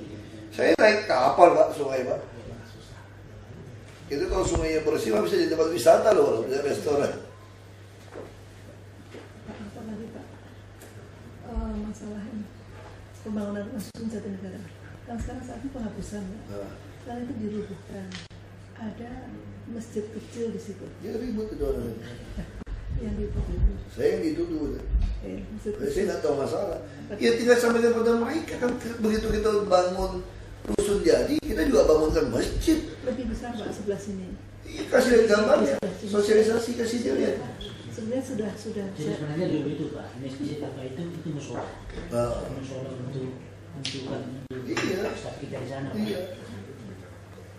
Musola kemudian jadi lembaga berubah jadi masjid dan itu kan sebenarnya kebutuhan kayak kita di negara juga. Sekarang sudah kosong. Masyarakat yang mengklaim punya mereka sengaja. Sebetulnya di lantai 2 sudah disiapkan untuk ibadah Pak. Tapi karena masjid itu jadi mereka tidak ada anggarannya Pak, kalau 300 juta. Jadi memang mereka sudah ada marketnya, tapi belum ada anggarannya. Oh, itu anggaran itu. Ya. Jadi perlu sesuaikan dengan desain dari mereka sudah punya. Mereka sudah punya. Tapi tidak dianggarkan karena disiapkan di lantai 2. Jadi 11 perumahan Pak yang menganggarkan untuk dibangunkan. Sampaikan aja itu pada mereka sosialisasi. Iya, kalau nggak bongkar dia mau bangun rumah susun. Saya juga jelaskan begitu. Sekarang ada lagi Pak, jadi ada sekolahan di situ sekarang kecil ini habis itu saya mau ke sana. Nah, itu katanya debu lagi dirubuhkan. Karena mengganggu yang suaranya. Enggak, yang mahasiswa ribut itu apa tuh ya? Yang mahasiswa yang robohin tembok itu. Itu ya, tapi kita bongkar Pak. Ada yang 3 lantai kita bongkar ya, pasti ada berisik lah. Ibunya kan pasti. Dia robohin tembok itu. Enggak, waktu itu harus masih bongkar waktu mereka lagi libur sekolah atau malam. Enggak, maksud jangan bongkar pas orang lagi belajar, debu gimana. Jadi dulu tuh yang bongkar kantor wali kota Jakarta Barat, itu mobil saya tuh kehajar loh sedan saya. Saya pas lagi hutan di sana, ya pas lagi hutan itu dia hajar robot tuh langsung hajar ke mobil. Gila nggak tahunya kontraktor tuh nggak ditutupin segala macam. Siapa itu Pak? Hajar, penyok itu mobil siang-siang. Jam 1 atau jam 2 itu saya lupa. Pas lagi hutan saya putar, langsung dia robotin tuh. Saya pikir kan masih aman kan ya putarnya, mobil nggak ada petugas. Aja, mobil tuh penyok habis segede gitu batunya. Ya robo itu. Nah, mau tuntut apa? Mau ribut sama orang juga ngurus juga malas yang bongkar juga. Ya. Di KS Turun juga ada, sebenarnya di KS Turun itu kan mau kita bangun juga khusus sekarang. Tapi juga KS Turun. Di situ sebenarnya rumah, cuman atapnya itu di dalam masjid juga. Kasih tahu aja, dia masih bawa orang ngerti ayat suci lebih betul gitu. Jadi itu kan semua itu Islam politik namanya, bukan Islam agama bener. Saya mau tanya, kalau masjid mau bangun lebih besar, bongkar nggak kubahnya? Bongkar. bangun berapa masjid di Belitung Timur dulu? Surau musola. Saya mau bikin masjid agung, ini masjid yang lama. Gimana cara kerjanya? Ya bongkar semua atap, saya mau naik tingkat. Kalau saya bongkar tidak bangun lagi, baru Anda marah sama saya gitu loh. Ini bongkar lebih bagus kok marah? Ini maunya lo apa gitu loh. Ini orang-orang cuma main politik, lagi tes. Mereka ini lagi tes. Lurah Susan lagi mau tes ini saudara. Ini lo tes. Ini gerakan lagi ngetes itu. Saya udah diancam berapa kali, jangan arogan kamu gitu. Ini bisa diserbu segala macam. Ya saya mau tuntaskan urusan negeri ini. Mau bubar atau terus capek udah negara kayak gitu. Diisi dari orang-orang munafik gitu. Kalau melakukan hukum syariah, Islam saya setuju. Asal juga terapkan Undang-Undang Nomor 7 Tahun 2006 pembuktian terbalik harta pejabat. Ya nggak bisa buktikan cincang 12, potong kepala, potong tangan, potong kaki. Ngomong sama saya seperti itu. Saya setuju. Mari kita laksanakan semua. Kamu nggak bisa buktikan rumah kamu dari mana, potong kepala. Hukum syariah berlaku. Kenapa nggak ada yang teriak itu? Cuma persoalkan masjid dibongkar, mau bangun baru loh nih. Ini orang gila gitu. Ini mau bangun lebih besar, salah di mana? Lagi itu juga daerah kita mau merusun. Saya lagi di sana, saya nggak tahu masalah loh Pak kemarin Pak. Saya nggak tahu, tiba-tiba di SMS apa bilang ini Wagub buat sebarin kemana-mana. Wagub sedang merobohkan masjid. Wagub lagi siaran. Padahal Wagub gitu, kalau orang gubernur masih oke kan. Mereka udah bilang, nanti baru kita serbu kamu kalau kamu udah jadi gubernur. Kan saya bilang kan, kalau kamu menolak si Lula Susan, karena dia Kristen, harusnya menolak saya kan. Kamu kan Wagub, belum kita tolak dia kan. Kalau kamu udah gubernur, baru kita tolak kan. Ini konstitusi apa ini negara ini? Nah, itu lucu. Ya, ini memang ini negara itu nggak jelas mana yang absolut, mana yang relatif gitu. Masuk isu bansos Pak, sudah kita ini. Oh iya, jujur, mana tuh? Ya. Ahok memotong bantuan ke pesantren-pesantren 400 miliar dia. Itu semua itu. Sudah kita luruskan Ibu. Gila. Dengan angka yang lebih besar, karena kan kecil sekali cakap nggak kejadian apa-apa, cuma jadi debu saja Pak. Lagi pun juga nggak ada kewajiban bantu lu semua kalau buat kawin lagi mana bisa misalnya. Buat piara kamu sekeluarga mana bisa. Pasti jelas bantuan itu semua bukan duit kita. Ya kan? Ini memang penyakit ini bangsa ini gitu. Yesus ini ditutupin kulit-kulit soal agama gitu. Itu yang masalah. Itu memang brengsek kayak gitu. Karena saya urusannya apa? Saya nggak tahu loh, saya tanya orang, saya juga nggak tahu. Baru dikirimin dari teman saya, Ustaz. Wah hati-hati loh teman-teman. Kamu lagi robohin masjid kan yang bangun rumah susun. Saya bilang kalau benar juga nggak ada salah. Saya ingat saya rumah susun semua ada masjidnya. Kemudian apa lagi Pak? Kami sedang sosialisasi surat. Di dalam surat itu terbuka kemungkinan. Tapi ini tadi dulu Pak untuk pilot project itu terbuka kemungkinan untuk melakukan tanda tangan. Boleh. Bisa kapan Pak? Terapkan, karena ada password. Dia nanti bila perlu kalau dia kiriman surat itu tanpa tanda tangan pun, tanda tangan bahasa pun dianggap sah. Karena setiap kiriman itu terbukti dia kirimnya siapa, jam berapa itu ada. Yang kalau berubah dan. Iya, di situ ditulis slip apa kiriman ini adalah bukti Anda setuju gitu. Karena Anda udah begitu Anda buka password, Anda kirim berarti Anda setuju. Nah, situ kelihatan. Setiap surat ada barcode-nya, Pak. Iya. Ketahuan yang palsu. Harus seperti tidak. itu. Karena Jadi kita kan mengurangi tulis kantor. Jadi kita nggak mau lagi main di situ. PT Timah zaman Pak Kuntoro tuh, Pak. Itu tahun 89-90. Itu udah pakai email surat semua. Perusahaan tambang, perusahaan minyak semua begitu. Jadi kita kalau memo nih, kalau mau setuju, mau paraf, mau disposisi segala macam itu semua tuh di komputer. Nah kita mau kasih perintah pun langsung kelihatan. Kita bisa tahu nih, oh bos kita nih gila nih jam 3 pagi belum tidur nih. Jam 2. Kenapa? Karena kita ketahuan waktu dia kirim ke kita itu jam berapa. Dia kirim itu semua. Langsung kita tahu, oh bos kita nih gila jam 2 baru tidur, jam 3 belum tidur. Semua sih. Ingatnya jam 3 itu Nggak langsung kerjain. Ini yang menarik loh. Pak Guntoro, tahu KP4. Ya dulu langsung dia bangun sistem itu. Kita dari apa Bintang, dari Karimun, Belitung, Bangka, semua kita kerja di atas kapal, tambang, semua ada sistem itu. Caltech semua gitu, Chevron semua gitu.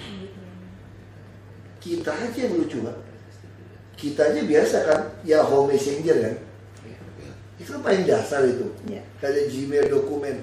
Di antara kita tuh gak ada loh komunikasi itu loh Pak.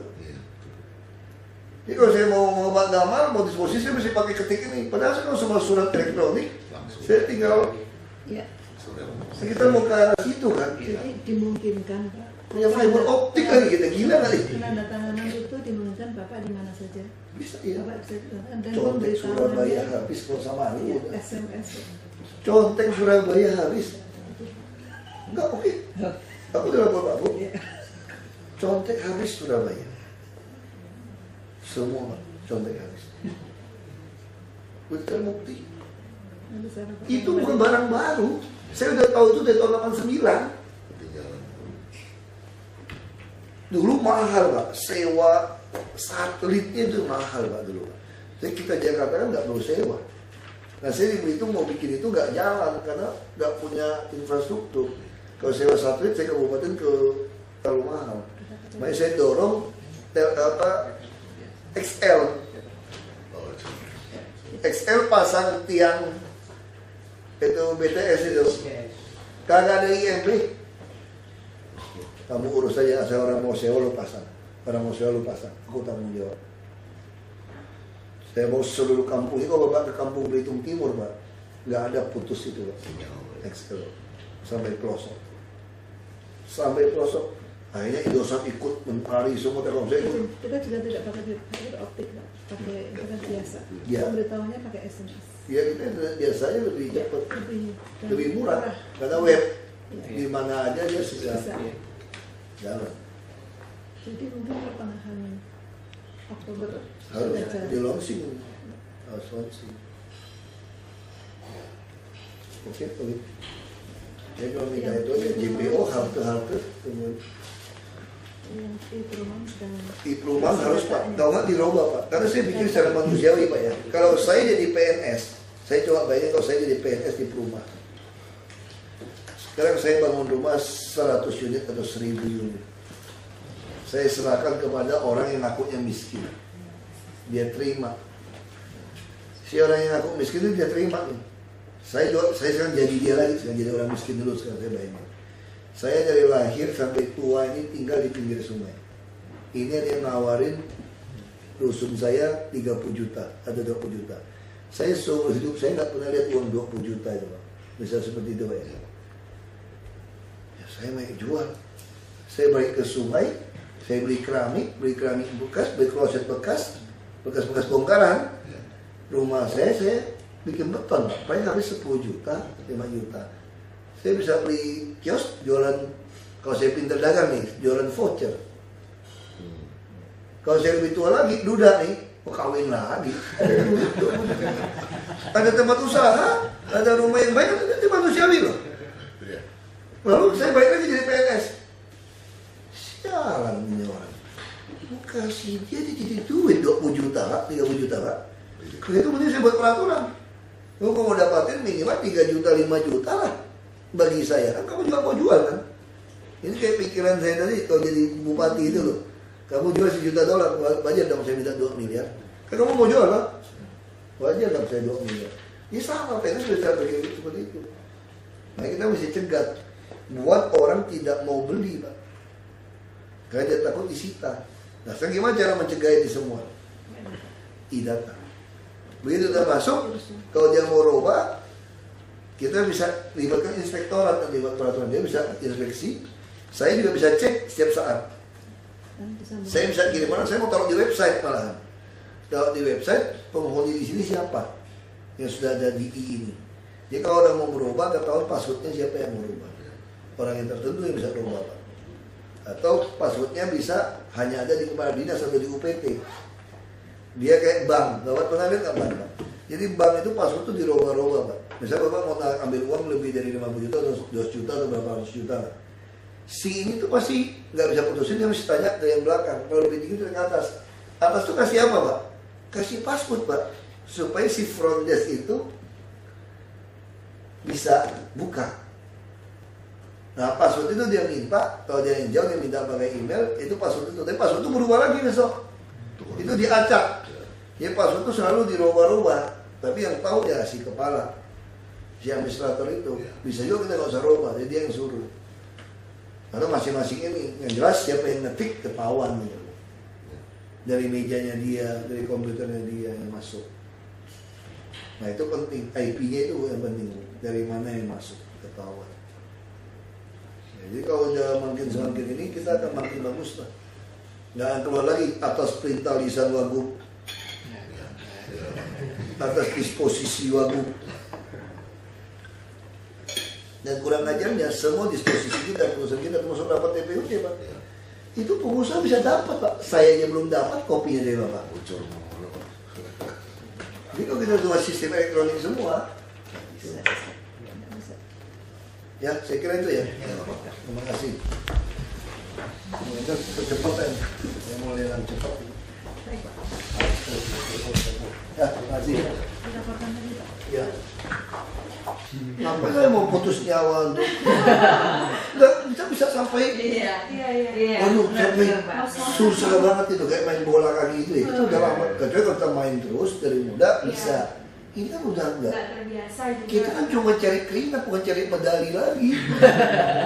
Tiap hari bisa keluar keringat satu baju kaos udah bagus gitu. Iya betul Pak. Ya saya olahraga tiap hari. Ya olahraga yang ringan yang bisa bikin satu baju basah 35 menit udah oke.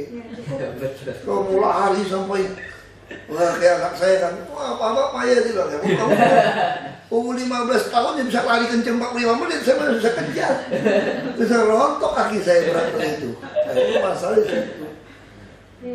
Itu ya, makanya kadang-kadang orang nggak ngerti, tidak paksa gitu latihan angkat.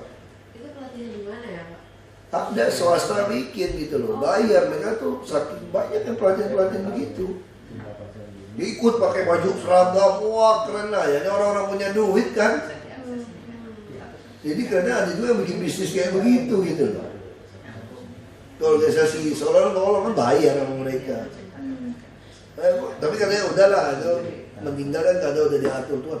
Ya betul diatur Tuhan, tapi kamu nggak perlu gitu latihan gitu gitu. Udah perut buncit-buncit pakai seragam merasa gagal-gagal gitu. Itu ngapain sih? Pakai trainingnya, bajunya. Saya ngerti secara psikologi, saya kan anak biologi. Terus waktu saya teringat kalau liburan kuliah semester, semua fakultas yang lain itu pasti apa tuh Mbak? Camping, wah tenda apa gayanya itu Mbak. Biasa kan orang nggak pernah. Kalau kami anak geologi tiap hari pakainya begitu. Tiap hari kalian naik gunung kan pakai sepatu bot. Katanya untuk orang yang bukan jurusan itu kan gaya kan. Pakai gitu naik gunung bawa tali, kita mau sampai butuh liburan, aku pengen di kolam renang nonton ya. Jadi saya bisa ngerti pikiran orang-orang itu. Kan gaya kan pakaian gitu kayaknya gagal gitu loh. Wah, saya mau marah udah meninggal lagi nih orang kan. Itu karena latihan begitu. Saya nggak mau terima, bukan. Ya jantung kan selalu itu Bu, habis latihan kenceng waktu istirahat itu yang selesainya itu yang kena. Kemudian ada lagi kenalan saya, ini orang tua juga, paling hobi push up sama sit up, udah badannya, udah hampir 60 masih push up 100 kali Bu. Jadi kemarin kabarnya apa? Kasih tahu, meninggal karena jantung juga. Gimana bisa umur kita push up 100 kali, nahan nafas gitu. Ya kalau mau kelihatan badan bagus 15 kali juga udah bagus kok. Iya. Kalau kita bisa push up tiap hari 15 kali, bersyukur. Ini udah pasti lebih gede daripada di perut, udah pasti. Nggak sampai 100 kali gitu loh. Aduh, sit up sampai berapa 100 kali itu apa? Bisa tahan semenit dinaikin tekuk juga udah lumayan. Jadi maksud saya latihannya yang iya kan ditekukin 1 menit juga udah bagus gitu. Jadi dia usah yang nah itu pelatihannya itu yang penting tuh, masyarakat dilatih jangan sampai jadi korban malah jantungan. Ya gitu aja ya. Karena kita mau rapat lagi soalnya. Sampai makan aja kuenya, nanti dulu aja. Kita punya sini dulu. Makan aja kuenya. Masih ya. Mau foto? Foto. Ayo.